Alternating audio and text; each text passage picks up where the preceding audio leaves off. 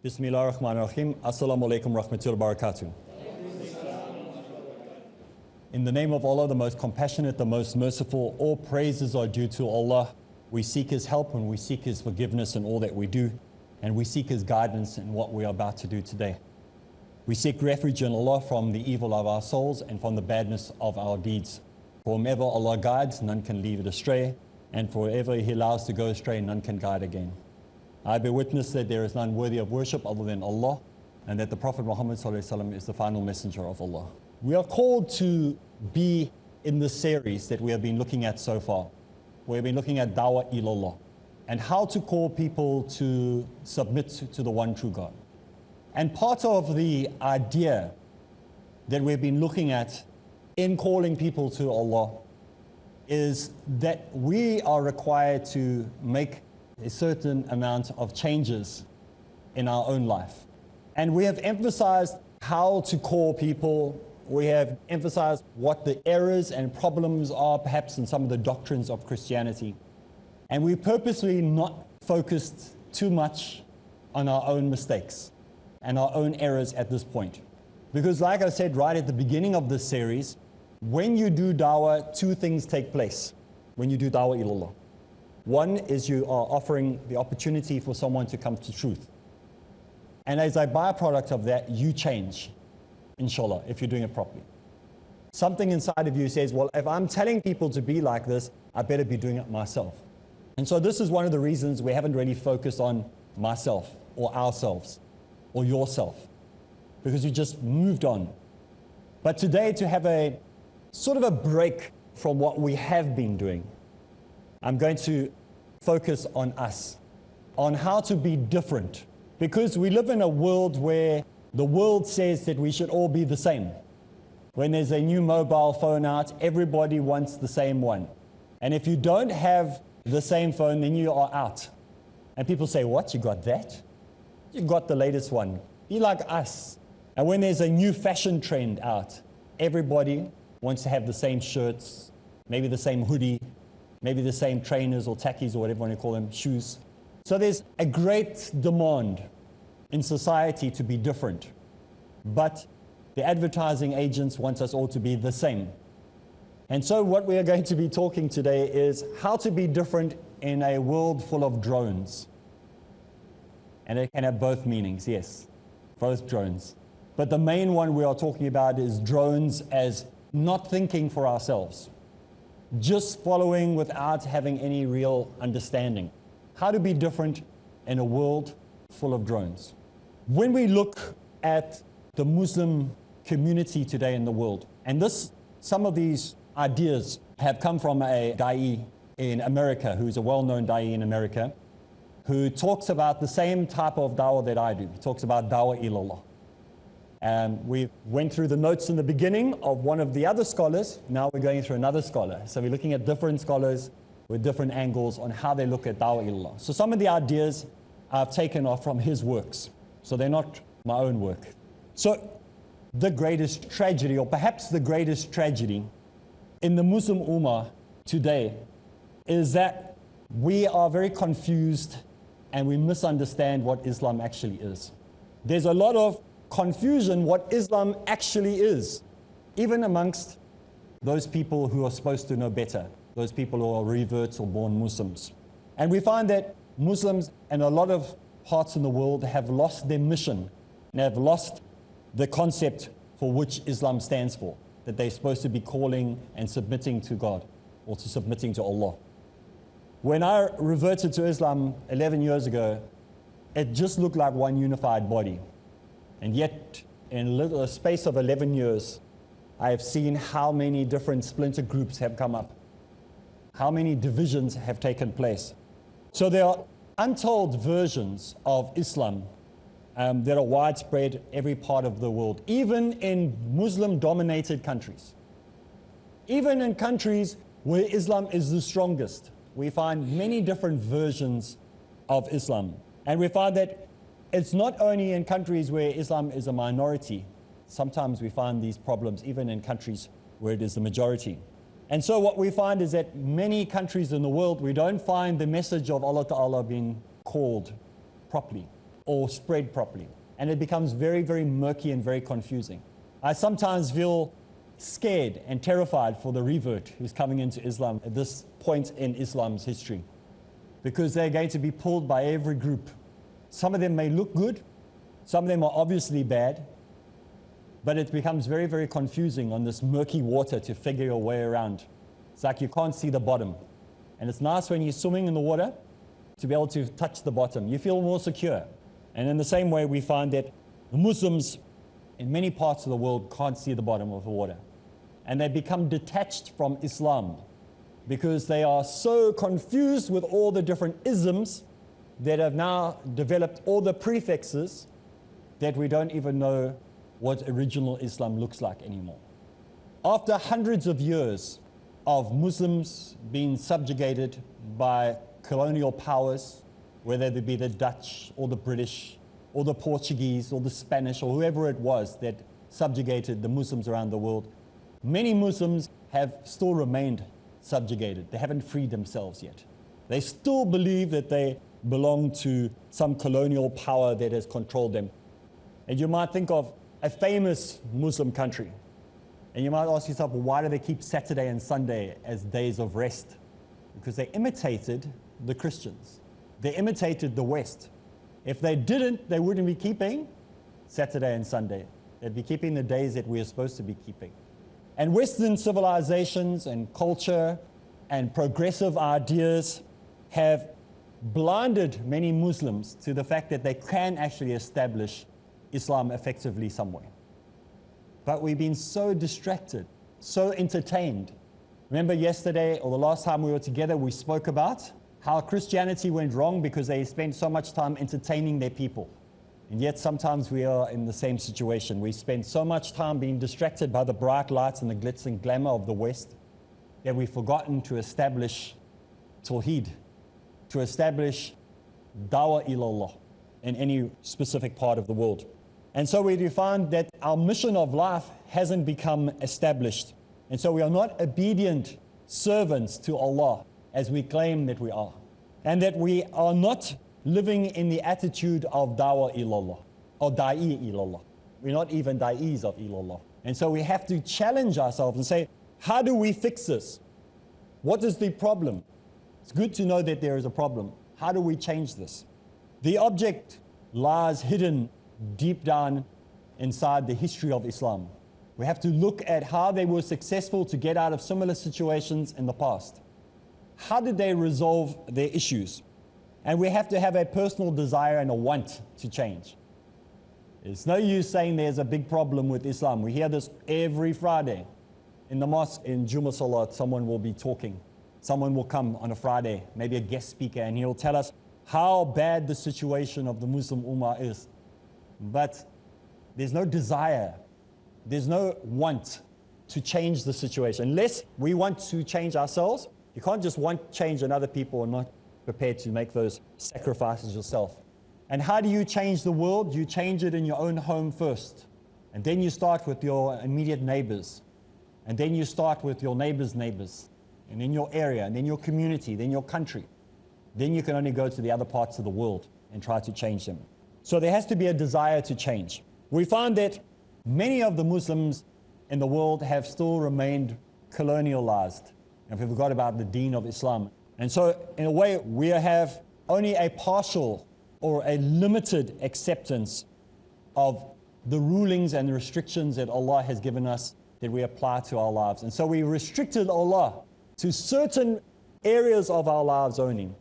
Fine, Allah's restricted to the mosque. He's restricted to certain areas only. We've limited Allah from our day-to-day lives. Where before He had total 100% control of the Muslim Ummah, now we have limited Allah to Friday, to the mosque. And so we find that there is a serious problem in the Muslim community today. Today, Muslims stand in neglect of the religion of Islam. And so the tragedy has been that the condition will not change until we are prepared to change, until somebody is prepared to stand up and change it, and we reconnect with the deen of Islam. And the problem is, if somebody came along with the true concept of the deen of Islam, and he stood up in front of us and said, this is a true deen, none of us would recognize it. That's the saddest part. The problem is, if somebody had to stand up and present Islam as it actually is, in its trueness and in its purity, and its unadulterated version, as it was authentically, the sad part is that most of us wouldn't recognize it. We would think that the person is crazy or an extremist.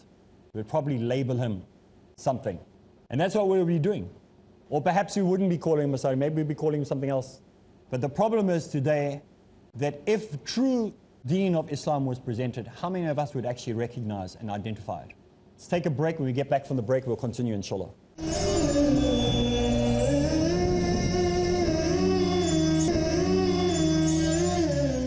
Assalamu alaikum rahmatullahi wa barakatuh, and welcome back. We are continuing with today's program where we are talking about how to change ourselves. We have been speaking in the series on how to go out and do dawah, but unless we are prepared to change ourselves, we're not going to be effective in our dawah. It's not going to be believable. And there are huge changes that we need to make.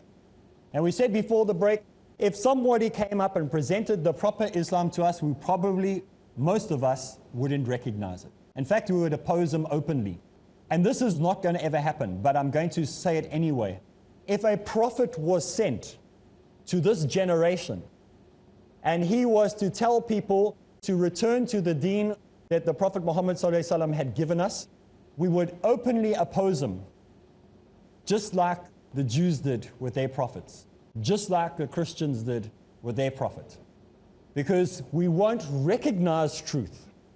We will oppose him because he wants to make changes. Look how the world already opposes the simple idea of something that's beneficial to them called the Sharia. Openly oppose it. You have people writing all the time how we apologize that we have such a thing called the Sharia. Muslims. So we see that if the truth of Islam and somebody stood up and wanted to reveal the truth, the Quran and the Sunnah, we would openly oppose them. We would label them and we would bury our heads in the sand and saying, I will not listen to this. It just makes too much sense. That's what we would actually be saying to ourselves. Because when somebody comes with the truth, we don't want to hear it. We don't want to listen to it. And so when we look at the situation of the Muslim Ummah today and how it has been affected by Western civilization, supposedly Western civilization, we found that if anyone came with the truth, we would oppose them, or wouldn't allow them into our mosque, or wouldn't allow them into our community, would ban them from the airwaves, whatever it is, to prevent them from telling the people what is true. If you stand on the Quran and the Sunnah, today you are not popular. And so these are the challenges that you are going to face as a da'i. These are the oppositions that you're going to face. If you stand for the traditions and the truth that are found in original Islam, you'll be labeled an extremist. You will be forbidden from going and talking in communities. You'll be banned from mosques. Talking about foreign powers. I'm not talking about countries that are going to ban you. I'm talking about Muslims who don't want to listen to the truth because they are comfortable. Just like the Christians got comfortable and like their ears being tickled, somebody scratching their back so they could fall asleep. Anything but challenge. Anything that questions you to change, not acceptable. We want to have our egos boosted.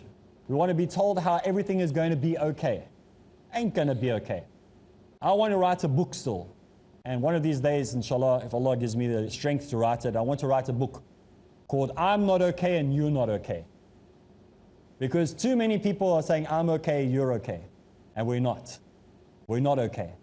And if we keep thinking everything's fine, it'll all get better, it won't. When good people do nothing, that's how bad people succeed.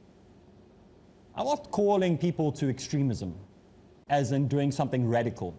I'm calling a change of heart. I'm calling people to change their hearts, to look inside themselves and say, what do I need to change to be effective in my dawah? Muslims today have become foreigners of the deen of Islam. We look in and we go, what is this religion? Oh, it's Islam. Sure, I almost forgot. That's what we are supposed to be doing. And we look at the deen of Islam like foreigners do. Like you're visiting a foreign country. You've never seen it before. Go on Hajj and you'll know exactly what I'm talking about. The whole Hajj experience, you will never have to wait in line ever on Hajj. When you are going from point A to B, there will never be a single line if everybody did what was prescribed, not innovated. And this is why there are traffic jams everywhere when you're on Hajj, because everybody thinks they know the right way, and nobody's actually following what is required. People are stopping, doing their own little thing, instead of what is prescribed and what is required. So when you teach them, and you'll see in Saudi Arabia, they have this CD that they give out, DVD, on how to do your Hajj properly. They will watch this and they go, what is this? I don't know what this thing is. What is this, a Hajj? I'm on a different Hajj to this. That's the scary part. That when the truth is exposed to them, they will not be able to identify even if they see it. It will seem like something foreign. It will seem like a whole different religion. If you look at the truth of Islam and you feel that way, then it's time for change. It's time to put the brakes on and to go sit and listen and learn. With our tongues, we declare that we are Muslims, but within our hearts, it goes another way. The First Nations people of Canada and America, the Indians with a feather, not the ones with the dot, they said that white man speaks with a forked tongue, like a snake has two things. That's what they said, is a saying. Sometimes we're exactly like that. What our heart is doing and what our brain is doing are two different things. And I've said many times in my talks, there needs to be a 30-centimeter drop from the brain to the heart. They both need to be in the same work together. We even hear popular people saying, don't use your heart, just use your brain, or vice versa. Just use your brain, don't use your heart. In Islam, they must be connected. It has to be working together. And so we can't just be giving words and say, I'm a Muslim, and yet our actions do not confirm this. We have to become people who are aligned to Islam, whether it is in the good, the bad, or the ugly, whether it suits us or not, whether it hurts. In fact, if it hurts, it's probably a good thing. But don't go to the extreme now. There are some people. Our UK brothers are very, very strong Muslims. But some have taken it to the extreme. And they say, well, it's not Islam unless it hurts. And that's not the right way. So we have to be very, very cautious. Muslims all over the world, maybe a few exceptions, have revisited, rewritten, repackaged Islam. It looks nothing like it was. And we find that anybody who mentions three things will be labeled an extremist, crazy, or stay away from these guys. There's a list in my country. 4 people that have been put on a list. All 4 of us have exactly the same belief, but they put us on a list. First of all, if you call to Tawheed.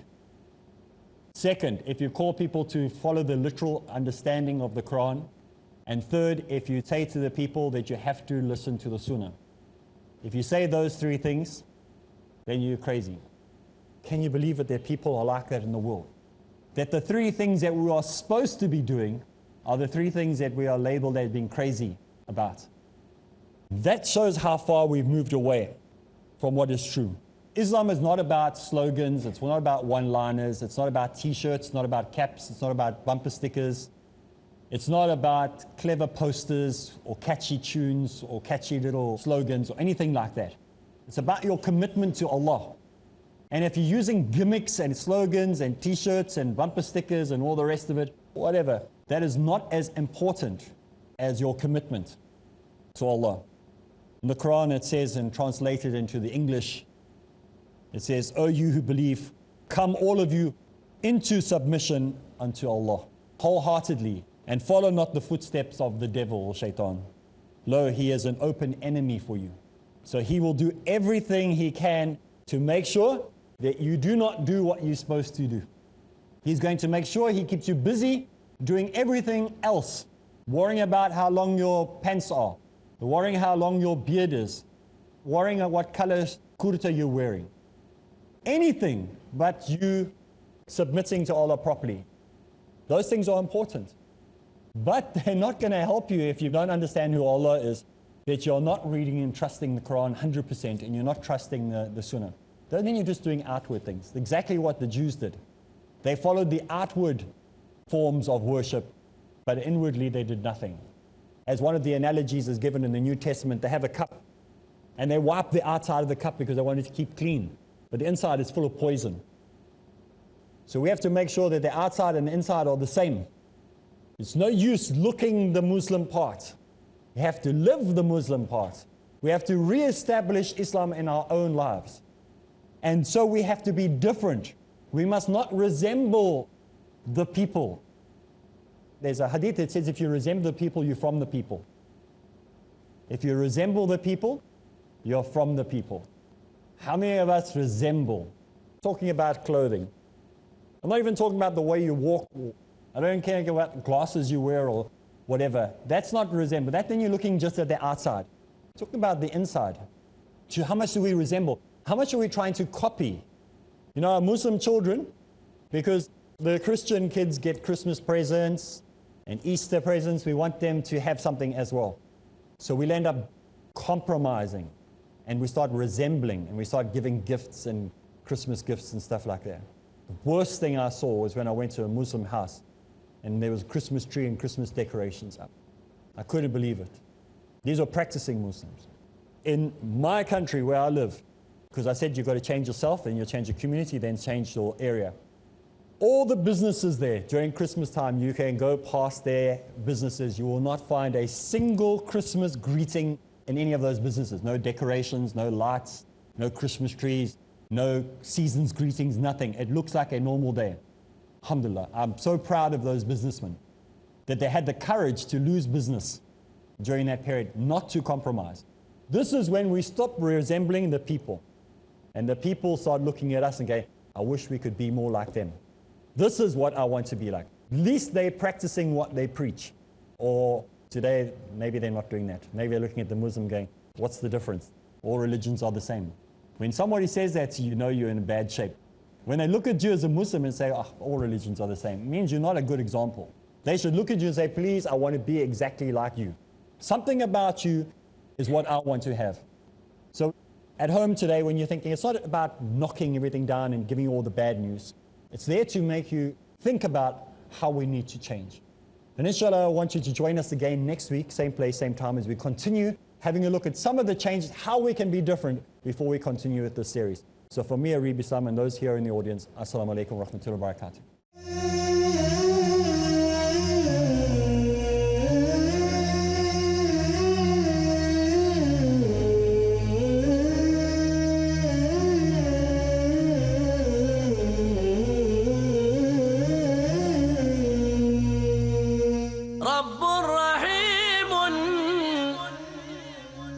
مشفق متعطف